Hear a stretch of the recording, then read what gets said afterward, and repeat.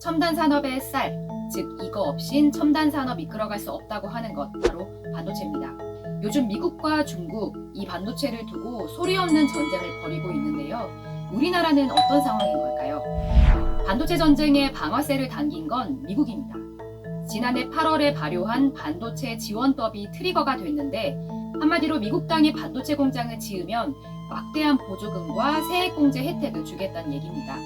그런데 조건이 까다롭습니다. 사실상 거의 모든 영업 기밀을 미국 정부에 보고하라는 건데 우리에겐 더 치명적인 독소 조항이 있습니다. 이 지원금을 받으면 우려국가, 즉 중국엔 10년 동안 사실상 투자 생산을 못하게 막은 겁니다. 이미 중국에서 대규모 낸드 플래시와 디램을 생산 중인 우리 삼성전자 그리고 SK 하이닉스엔 청천벽력 같은 소리입니다. 미국은 여기서 그치지 않고 중국의 첨단 반도체 장비를 사실상 수출할 수 없게 하는 조치를 추가로 내놨습니다. 미국이 이렇게까지 하는 건 점점 현실화하는 중국의 반도체 굴기에 브레이크를 걸기 위한 겁니다. 중국은 약 10년 전부터 시진핑 주석 주도로 국가 펀드까지 동원해서 반도체에 돈을 쏟아 부어왔습니다. 반도체를 자체 생산할 수 있어야 인공지능과 항공우주 같은 미래 산업을 육성할 수 있다는 생각인데요. 이게 경제뿐만 아니라 안보 패권까지 걸린 문제가 되다 보니까 미국도 위기감을 느낀 겁니다.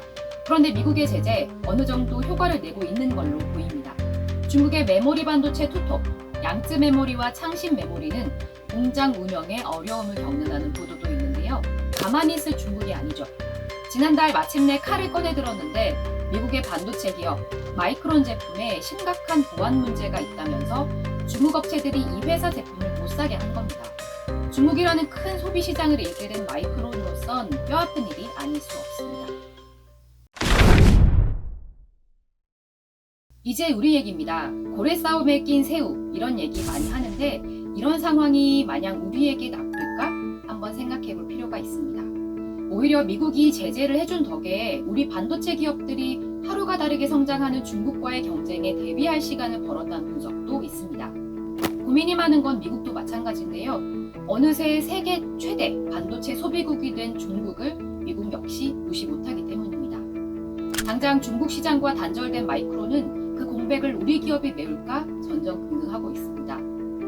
또 우리 정부를 의식해서 아까 언급했던 중국에 대한 장비 수출 금지 적용은 당분간 유예하기로 했는데요. 우리로선 파운드리, 위탁 생산에서 독보적인 1위를 달리는 대만 TSMC처럼 누구도 건드리지 못하는 기술력과 인력을 확보하는 게 무엇보다 중요해요.